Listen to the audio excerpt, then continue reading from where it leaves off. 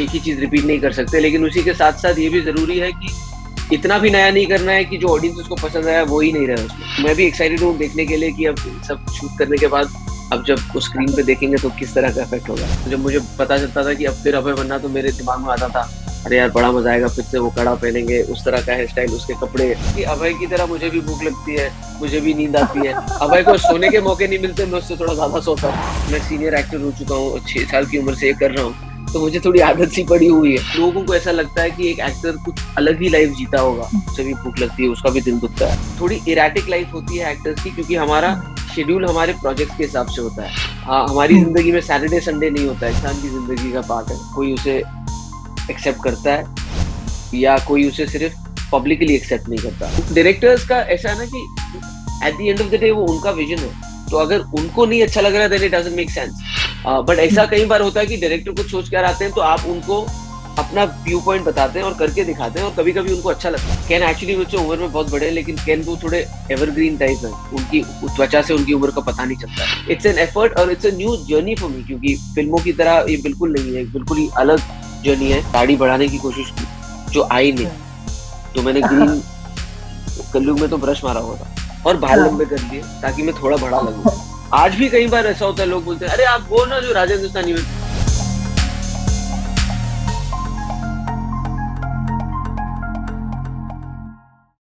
You all are watching Punjab Kesari Nowadays Times. I'm Namita Sishdev with you, and today we have with us one of the most senior most actor, I must say, of the industry. He's very talented. Whenever he's on screen, he captures the screen. Yes, I'm talking about Mr. Kunal Khemu, who's with us right now.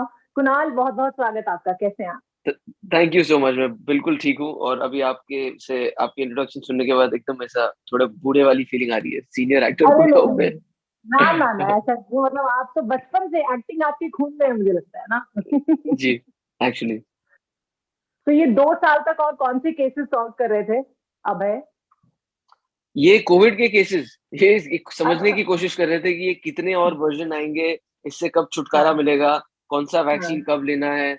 ये cases में हाँ। अभय बहुत busy था, इसीलिए वो थोड़ा रुक गया और फिर अब दुनिया में फिर घुसा है, दोनों तो वैक्सीनेशन टीके कांग्रेचुलेशन लगाने के फॉर द बाद। सीजन 3, पहले तो मैं कहना चाहूंगी। Thank you so much Namita, thank you. देखो, first and second season most successful रहता है, बहुत ज्यादा अच्छा रहता है, तभी थर्ड सीजन लाने की हिम्मत जुटा पाते हैं, मुझे लगता है मेकर्स जो होते हैं ना। तो अभी थर्ड आ रहा है, ये तो श्योर है कि 2 सीजन बड़े अच्छे रहे हैं। थर्ड से हम क्या एक्सपेक्ट कर सकते हैं, क्या नया होगा इसमें? थर्ड में भी जैसे आपने कहा, हमारी भी यही कोशिश थी, और आपने बिल्कुल सही कहा कि पैसे तभी मिलते हैं एक नया सीजन बनाने के लिए जब प्लेटफॉर्म का फायदा होता है। तो हम बहुत खुश हैं कि ऑडियंसेस को इतना पसंद आया शो। लेकिन इसी के साथ साथ हम जानते थे कि कुछ ना कुछ नया करना पड़ेगा, एक ही चीज रिपीट नहीं कर सकते, लेकिन उसी के साथ साथ ये भी जरूरी है कि इतना भी नया नहीं करना है कि जो ऑडियंस को पसंद आया वो ही नहीं रहे उसमें। तो उस उन सारी चीजों को मद्देनजर रखते हुए एक इंटरेस्टिंग सीजन है, जिसमें इस बार विजय राज के साथ साथ, उनके किरदार के साथ साथ एक नई दुनिया आती है जो ऑडियंसेस के लिए नई होगी, और एक किरदार बतौर एक किरदार अभय के लिए भी नया है। और उस दुनिया में घुसते ही किस तरह से चीजें चेंज होती हैं, वो नया है देखने के लिए, ऑडियंसेस के लिए भी। और कहीं ना कहीं उसकी वजह से एक नैरेटिव में थोड़ा शिफ्ट है, जो पहले 2 सीजन में ऑडियंसेस ने देखा, उससे एक हल्की एक अलग चीज होगी इस सीजन में। तो भी हॉरर का तड़का लगने वाला है, मुझे लगता है कुछ कुछ वो आप ऐसा। देखेंगे, वो बहुत इंटरेस्टिंग है एक्चुअली। आई थिंक मैं भी एक्साइटेड हूँ देखने के लिए कि अब सब शूट करने के बाद अब जब वो स्क्रीन पे देखेंगे तो किस तरह का इफेक्ट होगा। तो वैसे शूटिंग के दौरान बेस्ट मोमेंट्स कौन से रहे अभय के? मेरे लिए तो, मुझे एक्चुअली अभय वैसे ही बहुत पसंद आता है, क्योंकि मेरे लिए इतना अलग था, क्योंकि जब आप एक फिल्म करते हैं, आप कुछ महीनों के लिए उस किरदार को निभाते हैं, फिर वो फिल्म रिलीज होती है, फिर आप नया किरदार करते हैं, और फिर आप उस किरदार की तरफ दोबारा नहीं जाते, अनलेस सीक्वल हो। जैसे गोलमाल में वो लक्ष्मण का करने का दोबारा मौका मिला था, बट अभय के साथ एक तो ये किरदार इतना नया था, और 2 घंटे की फिल्म नहीं, 8 एपिसोड का एक शो है, उसको 2 बार नहीं अब तीसरी बार करने का मौका मिला। तो उसके साथ एक एक अलग सी एक्साइटमेंट जुड़ी रहती थी। तो जब मुझे पता चलता था कि अब फिर अभय बनना, तो मेरे दिमाग में आता था अरे यार बड़ा मजा आएगा, फिर से वो कड़ा पहनेंगे, उस तरह का हेयर स्टाइल, उसके कपड़े। So I should look forward to playing Abhay. And I think कि वो एक फिक्शनल किरदार है, लेकिन फिर भी मैं वो मेरे लिए एक दोस्त की तरह है, जिसे मैं जानता हूँ, जिसे मैं समझता हूँ, जो मुझसे बिल्कुल ही अलग है। So it's been a very interesting journey to kind of pivot to a web show and then do a character like Abhay. अच्छा, कुछ किरदार ऐसे होते हैं ना कुणाल, जिनके लाइक जिनसे एक्टर्स जाने जाते हैं, I think Abhay is one of them आपके लिए, है ना? तो लोग बहुत ज्यादा पसंद किया आपको अभय के किरदार में। कभी बाहर निकल के ऐसा हुआ कि कुणाल ने अभय बोल के बुलाया आपको वो किसी होता है काम में? एक्चुअली, जब अब जब जब शो की बातें चल रही है जैसे अभी, तो जब हम प्रमोशन के लिए भी जाते हैं ना, तो कई लोग कुणाल ही बोलते हैं, लेकिन वो सिनोनिमस हो गया है।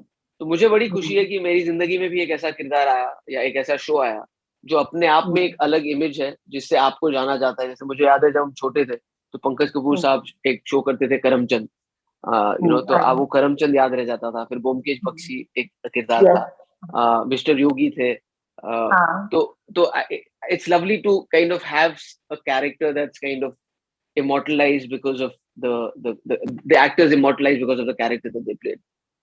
अच्छा, फर्स्ट सेकंड सीजन की अगर मैं बात करती हूँ, तो थर्ड सीजन में कौन से ट्रेट्स है अभय के जो वो साथ लेकर चल रहे हैं अभी एक्चुअली कुणाल? सभी, क्योंकि जो शो है, जो सीजन 2 और सीजन 3 की जो कहानी है, भले ही हमें 1-1.5 साल लग गया इस शो को लाने में, लेकिन विद इन द शो वो कुछ ही दिनों के बाद शुरू होता है। तो ऐसा नहीं है कि 6 महीने बीत गए सीजन 2 और सीजन 3 के बीच में। सीजन 2 और सीजन 3 के बीच में कुछ 4 या 5 दिन ही बीते हैं। तो एग्जैक्टली जहां पर सीजन 2 पे हमने अभय को छोड़ा था, उसकी जिंदगी को छोड़ा था, वहीं से शुरुआत होती है। तो वो सारे ट्रेट्स, वो सारी चीजें कंटिन्यूटी में चल रही है। और वैसे कुणाल और अभय में कुछ मिलता है नहीं पर्सनली भी, ऐसा है कुछ? नहीं। बहुत ही, मुझसे बहुत ही ज्यादा अलग है। कोई ऐसी कोई समानता मुझे नजर नहीं आती। गुस्सा, हाँ, गुस्सा शायद हम दोनों को इक्वली जल्दी आ जाता है। ये बहुत लोगों को आता है। मतलब मैं कल आशा से भी बात कर रही थी, तो आशा ने भी मुझे बोला, मैंने बोला कोई डार्क साइड है आशा की, तो बोली कि डार्क डार्क साइड ये गुस्सा आता है। तो हाँ, गुस्सा मतलब ये तो एक इमोशन है, मुझे लगता है तो सब में होता है ना। बिल्कुल it's not weird, it's not dark, I think. बिल्कुल। आई थिंक हाँ, उसी हिसाब से वो कहूंगा कि अभय की तरह मुझे भी भूख लगती है, मुझे भी नींद आती है। अभय को सोने के मौके नहीं मिलते, मैं उससे थोड़ा ज्यादा सोता हूँ। तो अलग कैसे कुणाल, कैसे अलग है वैसे, चलो यही बता दो। एक तो जिंदगियां इतनी अलग है। मैं ज्यादा हंसता खेलता रहता हूँ, और लाइट हार्टेड इंसान हूँ। वो बहुत ही नो नॉनसेंस और बहुत ही ज्यादा सीरियस, बाय द बुक, 24 घंटे काम। अ, उस बेचारे की फैमिली का सिचुएशन थोड़ा हिलाया हुआ है, और आई मीन उस हिसाब से भी डिफरेंट है। एंड आई थिंक उसका जो जो जॉब है, the job that he does, और जिस तरह के क्राइम सीन्स पर उसे रोज रोज जाना पड़ता है, जिस तरह की चीजें वो देखता है, I don't want to actually ever be in a position जहां मुझे उस तरह का स्ट्रेस या उस तरह की चीजें देखनी भी पड़े। So I sympathize with him actually quite a lot. As an actor भी तो बहुत सारे प्रेशर्स रहते हैं ना, पर्सनल लाइफ प्रोफेशनल लाइफ के। लड़कियों से तो मुझे लगता है हर कोई पूछ लेता है यार आप कैसे मैनेज करते हो अपनी शादी के बाद में, लेकिन लड़कों से अक्सर कोई नहीं पूछता ये। जब जेंडर इक्वालिटी की बात आती है तो मैं पूछती हूँ लड़कों से कैसे बिल्कुल मैनेज पूछिए, करते आप क्या क्या मैनेज क्या करना, मुझे ये तो बताइए। हो मतलब कभी कभी मुश्किल नहीं होता लाइक, जैसे अगर वर्क लाइफ की बात करें उसमें बैलेंस बनाना अपने प्रोफेशनल पर्सनल लाइफ के साथ, तो कैसे बैलेंस करते हो? पर्सनल और प्रोफेशनल लाइफ की आप बात कर रहे हैं? या वो family? देखिए, वो हाँ। अब जैसे आपने ये भी कहा कि मैं सीनियर एक्टर हो चुका हूँ, 6 साल की उम्र से ये कर रहा हूँ, तो मुझे थोड़ी आदत सी पड़ी हुई है। लेकिन इट्स लाइक अ जॉब। मैं वही कह रहा हूँ कि जिस तरह आप भी लोगों को इंटरव्यू करते हैं, तो ये आपका एक जिंदगी का एक हिस्सा है। अ, आप जब घर पे होते हैं तो आप बिल्कुल अलग होते हैं।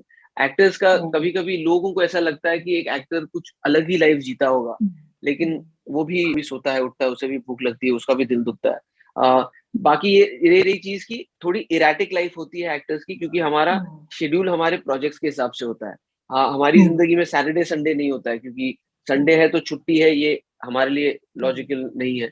और कभी कभी आप 3-3 4-4 महीने काम करते हैं, और कभी कभी आप 6-6 7-7 महीने काम नहीं करते। तो उसकी नीचे से, इसीलिए सिर्फ फैमिली आपको थोड़ा बहुत समझ पाती है, दोस्तों के साथ वो थोड़ा प्रॉब्लम हो जाता है कभी कभी, क्योंकि वो शेड्यूल ही समझ नहीं आता। कभी आप 3 महीने गायब हो गए तो आप टाइम नहीं दे पा रहे।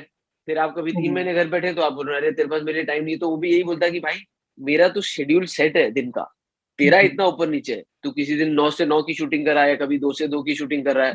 तो स्लीप साइकिल भी चेंज होते रहते हैं, तो अडेप्टिव रहना पड़ता है।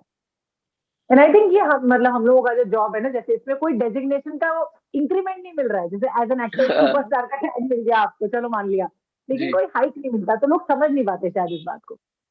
बिल्कुल। और आई थिंक हमारे यहाँ पर वो जैसे होता है ना, कि जब आप किसी कंपनी में काम करते हैं, तो आपका जब रिव्यू किया जाता है तो जॉब परफॉर्मेंस के हिसाब से होता है। अनफॉर्चुनेटली एटलीस्ट अब तक, आई मीन ओटीटी से थोड़ी चीजें और बदल रही हैं। फिल्मों में आपका बॉक्स ऑफिस रिपोर्ट ही सिर्फ आपका परफॉर्मेंस रिव्यू होता है। उससे ये जरूरी नहीं है कि आप उस फिल्म में कितने अच्छे या कितने बुरे थे। उस फिल्म का बिजनेस ही डिफाइन करता है आप कहाँ हैं। लेकिन जैसे मैंने आपसे कहा कि in the long run audiences को फिर भी पता है कि यार मुझे इस इंसान का काम कितना पसंद है, या इस डायरेक्टर का काम कितना पसंद है, या ये राइटर कुछ अलग तरह की चीजें करता है। तो वो मौके जो पहले कम मिलते थे because everything was defined by the box office, with the OTT कहीं ना कहीं वो चीज हट गई है, क्योंकि box office is not the और बॉक्स ऑफिस भी इतना कॉम्पिटिटिव हो कि इतनी सारी फिल्में आ रही हैं, इतनी सारी चीजें हो रही हैं कि पहले 3 दिन में ही बिजनेस से पता चल जाएगा, या कई बार पहले 1 दिन में ही पता चल जाएगा। तो वो जमाने तो चले गए जब गोल्डन जुबली होती थी, सिल्वर जुबली होती थी, प्लैटिनम, मतलब 75 हफ्ते चल रहे। अब तो इतनी भीड़ है। लेकिन आई थिंक कहीं ना कहीं ओटीटी की वजह से वो हुआ है कि यार जरूरी नहीं है कि अगर आज फ्राइडे को शो ड्रॉप हुआ है तो फ्राइडे को ही पूरी दुनिया देख ले। वो पूरे 1 महीने में देखते हैं कि इतने लोग बढ़ते गए, तो वो मौका क्योंकि मिलता है ना, तो जो वो रेवेन्यू का प्रेशर आपसे चला गया, अब आपका job performance is based on your actual performance, whether it's a director, actor, writer. वैसे आज के टाइम में कंपटीशन भी इतना बढ़ गया है, तो एज एन एक्टर कोई इनसिक्योरिटी भी रहती है? अब मैं अभय ही बोलने लगी, आपको कुणाल ही भूल गई, बताओ। हाँ, हर एक इंसान की जिंदगी का पार्ट है, कोई उसे एक्सेप्ट करता है या कोई उसे सिर्फ पब्लिकली एक्सेप्ट नहीं करता। इनसिक्योरिटीज हर एक इंसान में वैसे ही होती है। अब उसके बाद आप एक ऐसे प्रोफेशन में हैं जहां पर आप 24 घंटे पब्लिक व्यू में हैं, और इतनी सारी चीजें हैं कि आपको ये काम करना है, लेकिन इसके लिए 10,000 चीजें हैं। तो आई मीन इनसिक्योरिटीज अलग अलग लेवल पे, अलग अलग टाइम पे ऊपर नीचे होती रहती है। जब आप थोड़ा सिक्योर हैं बहुत सारे काम के साथ, तो शायद आपकी इनसिक्योरिटी नहीं है, क्योंकि आपके पास वो ब्रेन भी टाइम ही नहीं है। या फिर कभी अगर things are not going well and you are not getting the work that you want to get, and there are more people who are kind of getting the work that you want to do, then obviously those insecurities come. And I'm saying they also differ from person to person, man to man, woman to woman. I'm sure everybody has their own set of insecurities. वैसे कुणाल ने देखा भी final cut अभय का, अभय का? नहीं, मैं तो ये जब मैं ये कर रहा हूँ इसीलिए तो अकेला बैठा हूँ। हम तो सब साथ में भी प्रमोट नहीं कर रहे, क्योंकि अलग अलग जगह पे अलग अलग काम चल रहे हैं। कहीं डबिंग चल रही है, कहीं पे एडिटिंग चल रही है, कहीं पे कलर करेक्शन चल रही है, साउंड का काम चल रहा है। तो मैंने अभी तक ट्रेलर ही देखा है खाली सिर्फ। अच्छा, और ट्रेलर देखकर अगर 3 वर्ड्स कहने हो लाइक अभय के बारे में, तो क्या कहेंगे कुणाल? यार मुझे एक्चुअली जेन्युइनली, और मैं बहुत क्रिटिकल हूँ अपने काम को लेकर, मुझे हमेशा आपके के ट्रेलर्स बहुत अच्छे लगे, क्योंकि वो इतने अलग होते हैं ना। Exciting definitely, thrilling definitely, and dark, which is I mean what the show is all about. And I genuinely से दिस, अब मुझे भी जब मैंने पहली बार देखा, और मेरा अनबायस्ड, क्योंकि मैंने ट्रेलर के कई सारे वर्जन देखे, तो मैंने एक बुरा वर्जन भी देखा था, मैंने एक ओके वर्जन भी देखा था। फिर फाइनली क्या होता है ना, मुझे फिर भी फाइनल प्रोडक्ट मिलता है, because I am not sitting there and cutting. तो फाइनली जब ये फाइनल वाला जो अब पूरी पब्लिक देख रही है, ये कुछ एक हफ्ते के गैप में आया था पिछला देखने से पहले, तो मुझे ये बहुत अच्छा लगा था। So I am very happy for the trailer. तो कुणाल कैसे एक्टर है? मतलब वो इम्प्रोवाइज करने में ज्यादा विश्वास रखते हैं या फिर वो डायरेक्टर्स एक्टर है, जानना चाहते A mix of both, but मैं दो होते हैं, एक इम्प्रोवाइजेशनल एक्टर होता है और एक मेथड होता है। मुझसे मेथड किया नहीं जाता है, तो मैं हमेशा ऑन द स्पॉट समझता हूँ चीजें। बट डायरेक्टर्स का ऐसा है ना कि at the end of the day वो उनका विजन है, तो अगर उनको नहीं अच्छा लग रहा है then it doesn't make sense. But ऐसा कई बार होता है कि डायरेक्टर कुछ सोच कर आते हैं, तो आप उनको अपना व्यू पॉइंट बताते हैं और करके दिखाते हैं, और कभी कभी उनको अच्छा लगता है। So finally it has to be okay with the director, so you have to be a director's actor, otherwise it doesn't make any sense, otherwise you are the director. Absolutely, yes. So what do you say about Ken Ghosh? You worked with him quite he a is few lovely. times. I can actually मुझसे उम्र में बहुत बड़े हैं, लेकिन can वो थोड़े evergreen type है, उनकी त्वचा से उनकी उम्र का पता नहीं चलता है। तो I get along really well with him and I think he is the best person for the job, क्योंकि सीजन 1 में भी जब वो आए थे तो पहले बहुत ही अनलाइकली चॉइस थे वो, जैसे मैं अभय के लिए अनलाइकली चॉइस लग रहा हूँ कई लोगों को, वैसे ही जैसे एक्टर भी सारे दीपक तिजोरी, राम कपूर, चंकी पांडे, इन जिनकी इमेजेस नहीं है इन डार्क विलन्स की। तो वैसे ही जब कैन भी आए, तो उससे पहले कैन ने सब बहुत ही कमर्शियल और ब्राइट और अच्छे इस तरह की चीजें की थी। तो सडनली ये सोचना कि इतना डार्क और ट्विस्टेड शो, वो भी यही सोच रहा था, कहता मुझे भी नहीं पता मुझे क्यों बुलाया, but I really want to do this and I said even I don't know, but let's go together. But I think both of us found that confidence in each other, and I'm very happy with how our relationship is on the show, and I think he does a really good job making the show, and I'm very happy working with him. तो कुणाल, जब like first season से मैं जानना चाहूंगी, जब आप थे first season में एज ए लीड, सेकंड भी आया, थर्ड भी आ रहा है, तो सारी रिस्पॉन्सिबिलिटी हम देख रहे हैं कि आपके कंधों पे ही नजर आती है ज्यादातर, है ना? डिस्पाइट ऑफ द फैक्ट कि और जो इसमें ग्रे जी, जी। कैरेक्टर के लोग तो अपने आप में सीजन है और अपने आप में जी।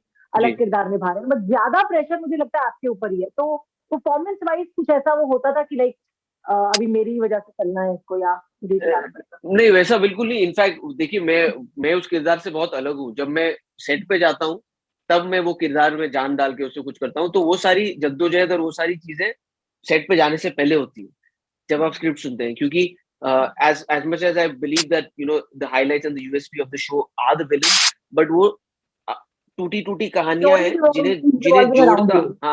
जिन्हें जोड़ने वाला ये किरदार है। तो अगर ये किरदार बोरिंग हो गया ना, तो फिर शायद आप उस कहानी तक जाने का मन भी नहीं करेगा। तो आई थिंक श्रेय सबको जाता है as a team effort, the creative department से लेकर राइटर्स से लेकर director, to a little bit to me also, because I have understood Abhay and what he does. तो मैं भी चाहता हूँ कि इसको आगे कहाँ लेके जाएं, किसी सिचुएशन में अभय को डालना चाहिए ताकि वो इंटरेस्टिंग हो मेरे लिए भी।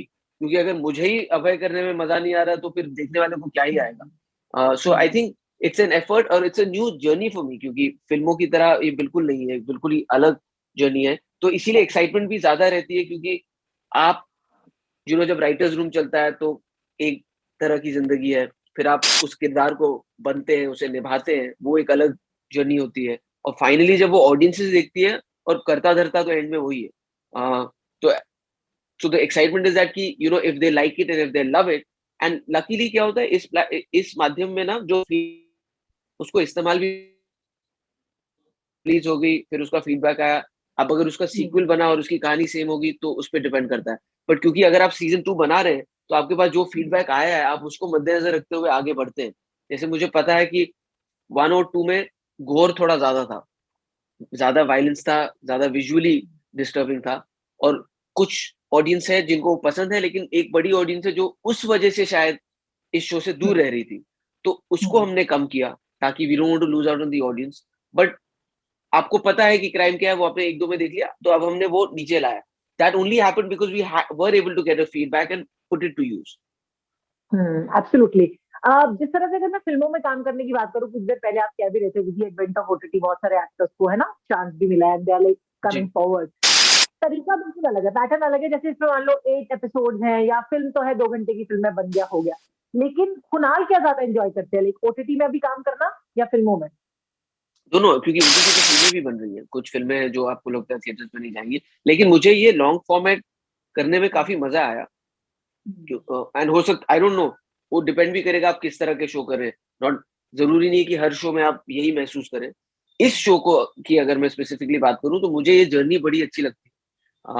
जो कई बार बहुत स्ट्रेसफुल हो जाती है, कई बार काफी झगड़े होते हैं, कई बार बहुत सारी चीजें होती हैं जो आपको लगता है सही है, नहीं है, लेकिन at the end of the day I really enjoy वो एक्शन और कट के बीच में जब मैं अभय बन के परफॉर्म करता हूँ, मुझे वो अच्छा लगता है। और जब ये शो आता है और शो को जो प्यार मिलता है लोगों से, वो बहुत अच्छा लगता है। तो मेरे लिए, क्योंकि ये नई जर्नी थी और लकीली पहली जर्नी ही बहुत अच्छी रही in totality, so there is definitely a special place in my heart for a show like Abhay and this format. अच्छा, एक चीज मैं यहाँ पे जरूर पूछना चाहूंगी, मतलब only answer if you feel comfortable. एक जो चाइल्ड एक्टर वाली इमेज है ना कुणाल को लेके, वो हमेशा से रही है लोगों के दिमाग में, है ना? तो उसे ब्रेक करने के लिए डेलिबरेटली क्या करते हैं कुणाल? मैंने डेलिबरेटली एक ही चीज की थी, जो कलयुग से पहले थी। वो ये था कि एक गैप ले लिया था 6 साल का, ताकि, क्योंकि अगर वो, फिर भी अलग दिखता हूँ मैं दोनों में, जख्म में और थोड़ा कलयुग में। दूसरा, मैंने दाढ़ी बढ़ाने की कोशिश की, जो आई नहीं। तो मैंने ग्रीन कलयुग में तो ब्रश मारा हुआ था, और बाल लंबे कर लिए ताकि मैं थोड़ा बड़ा लगूं, क्योंकि मुझे लोग यही कह रहे थे, तो अभी भी बच्चा लगता है, अभी भी बच्चा लगता है। तो डेलिबरेटली सिर्फ यही किया था, उसके अलावा मेरे हाथ में ज्यादा था नहीं कुछ। और सिर्फ अपने काम पे ध्यान दिया और उसको करते रहे। और आई थिंक कहीं ना कहीं वो, आज भी कई बार ऐसा होता है, लोग बोलते हैं अरे आप वो ना जो राजा हिंदुस्तानी में थे।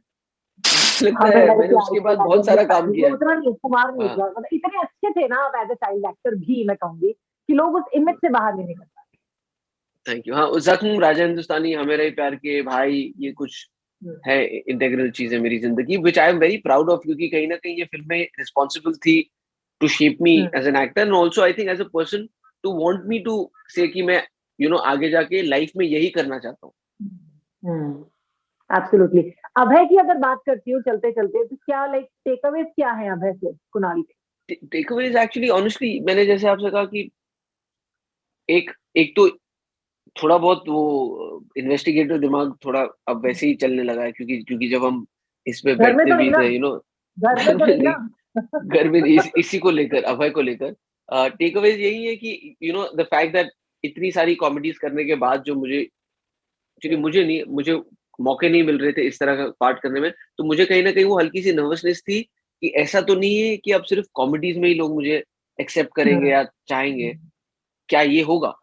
एंड द फैक्ट दैट कि आज वो तीसरे सीजन तक हम पहुंच गए gave me the confidence to say that I can still do comedy and also do something as dark as, जैसे मलंग में भी जो मेरा किरदार था या कलंक में जो था और अभय में, तो वो विलन हो, हीरो हो, डार्क हो, वाइट हो, कॉमेडी हो या सीरियस हो, आई am very confident and thankful that I am accepted in most of these genres.